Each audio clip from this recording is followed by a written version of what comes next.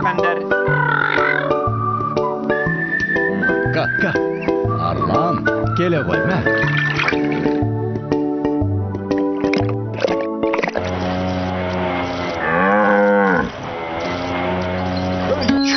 Hey, şu gemenek dedi. Hey, şu. Armısız ata. Var ol.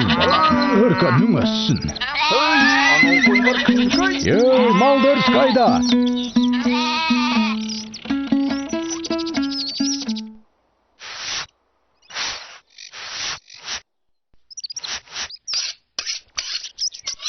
Bolatcan, şarşasan kımızışı beldeni bol. Қазір ата, мына жерді жинап ала қояйын. О.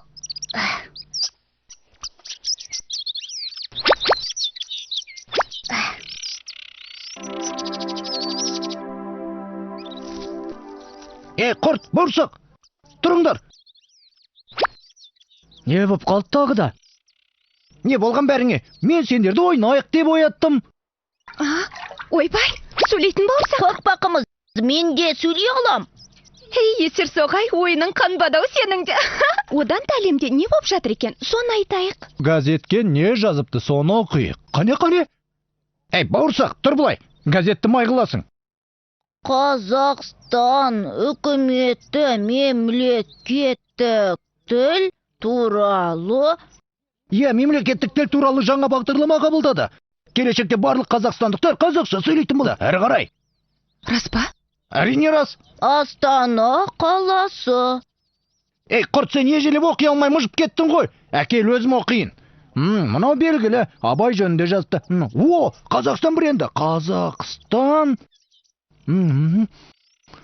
Асық, газет не дейді? Мәссіған, Қазақстан брендін қалыптастыру жөнінде айтылып жатыр. Бренд деген не? Естісем құлағым керең болсын. Сабыр етіңдер, сабыр. Менің түсінігім бойынша, Қазақстанда қандай затымызбен немесе дүниемізбен әлемге таныта аламыз. Міне сол нәрсені бренд деп айтады екен. Мысалы, мен асық ұлттық ойынға жатамын. Мына қазақ даласынан шыққан барлық ұлы адамдар мен батырлар бала кезінде менімен ойнап өскен. Сол үшін мен бренд бола аламын. Ал мен қымыз адамға күш, қуат берем. Бренд болуға мен лайықпын. Мені айтсаңшы, ешқашан ескірмеймін. Күшті азықпын. Брендке мен лайықпын. Ау жігіттер, енді ата-бабамыздан бастап осы күнге дейін дастархан төрінен түспеген бауырсақпен қалай таласасыңдар? Босқа таласпайық. Айта берсең, нағыз қазақ емес, нағыз қазақ домбыра деген. Бәріміз де мақтауға лайықпыз. Одан да төрелік сұрап, біреуге жүгінейік. Кімге жүгінеміз? Кім айтады? Анау тұрған күнінің көзі ескі трактордан сұрайық. Кеттік! Мен айтамын өлеңді, құлағыңды түренді, біз боламыз қазақтың мақтанышы бренді, әрқайсымыз бір төбе, қастерлеген халқымыз. Мен бауырсақ MC үреңді, қазақтың менде бір бренді, бауырсақта құртта қымызда, бренд боламыз деп жүренді. Алақайлап жүрген асықта, бренд болам деп асықпа. Құрта қандай болып жүрсең де, жігеріңді сен де жасытпа. Арамызда бойы да ой дүлкін өзіңсің ғой. Домбыра жол қысқарсын, әңгіме айтсаңшы. Олай болса, мен сендерге өз атамнан естігенімді айтып берейін. Менің атамды Құрманғазы диналардың өзі ұстаған екен. Қос ішек бір шанақтан шыққан дыбыс мына даланы бойлап ұшқан деседі.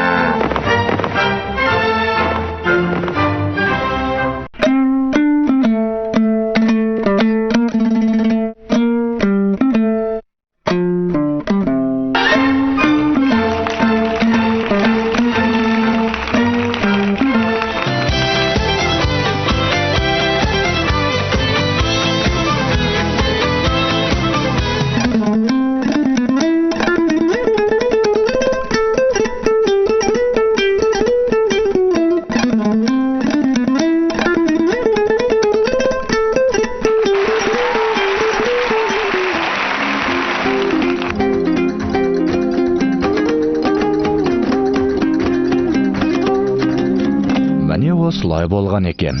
Ғажап! Қандай ғажап оқиға! Мұны мультфильм етіп жасау керек. Керемет!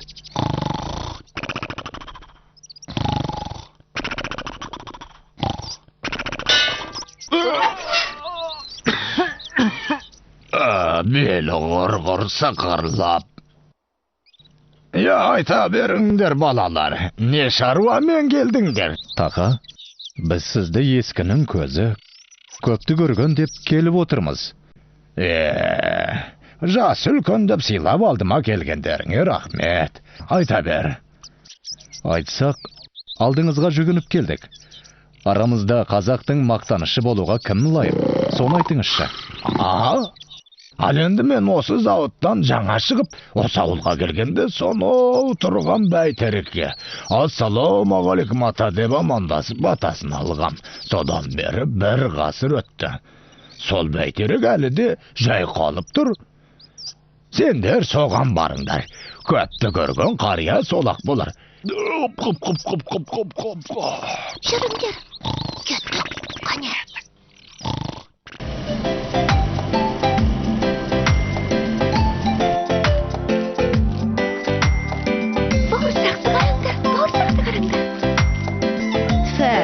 Текті жерден шыққаны көрініп тұр. Өзі сөп-сүйкімді екен. Ұрыны қараңдар, Ұстаңдар оны. Ұстаңдар, жібермеңдер.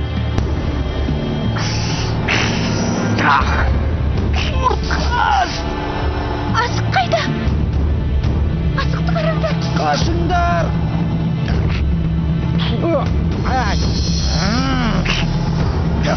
Бәлем.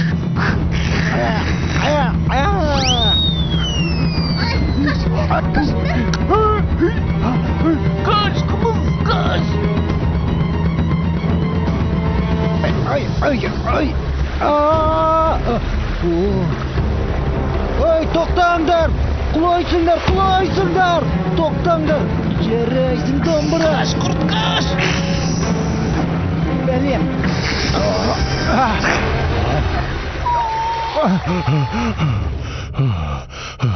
Рахмет саған азық. Мұна бәледен әзер құтылдық ау. Әне бәйтерек.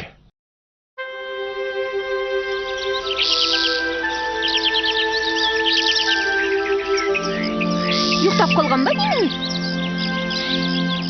Оятайық па?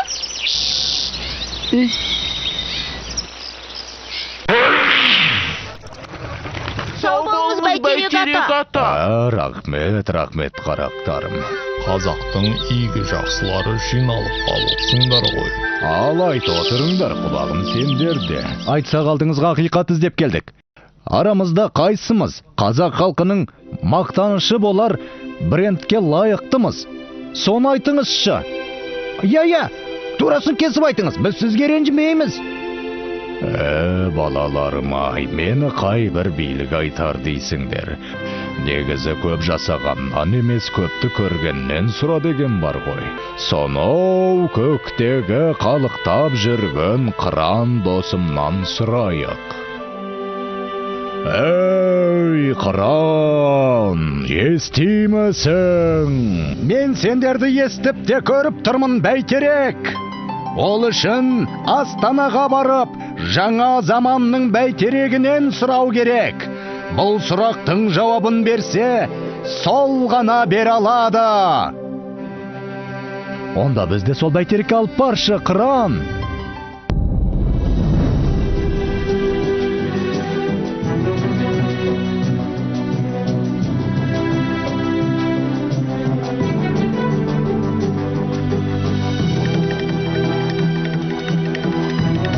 Қандай керемет, жерде мен сияқты домалақ екен ау.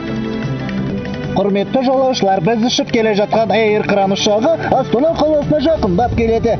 Белдеріңізді бекем болып, қонуға дайындалыңыздар. Кран, қалай дұрыс айттым ба? Астанаға жақындап келеміз.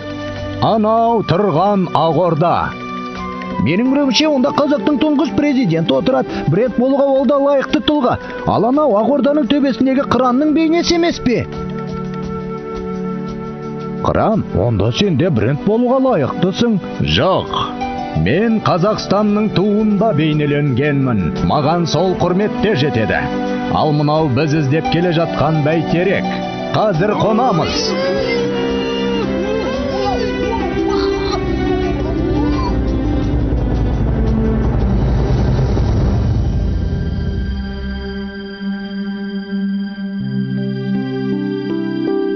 Қандай алып? Ассаламағалейкум, біз сізге жүгініп келдік. Уағалейкум ассалам, өңшен қазақтың мықтылары жиналыпсыңдар ғой. Біз өзара кім қазақтың бренді бола алады деп таласып жатырмыз. Көпті көрген бәйтерек, сізге келдік. Төрелігін айтыңыз. Бұларың дұрыс болған екен.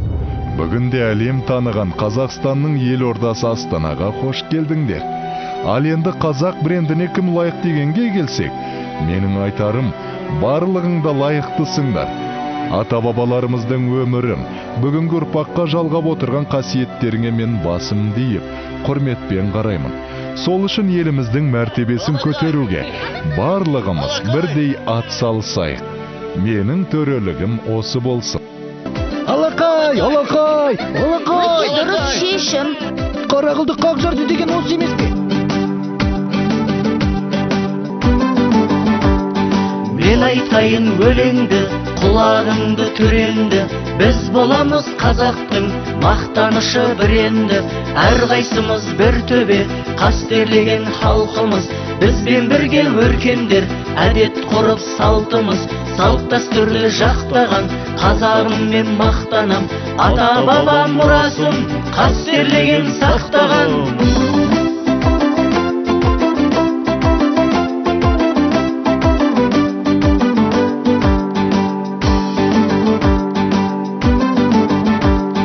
Қазақстан үйіміз, қара жорға биіміз, шартарапқа шалқысын, домбырада күйіміз, өсе берсін өркендеп, егеменді еліміз, салт дәстүрді дәріптеп, ән салайық келіңіз.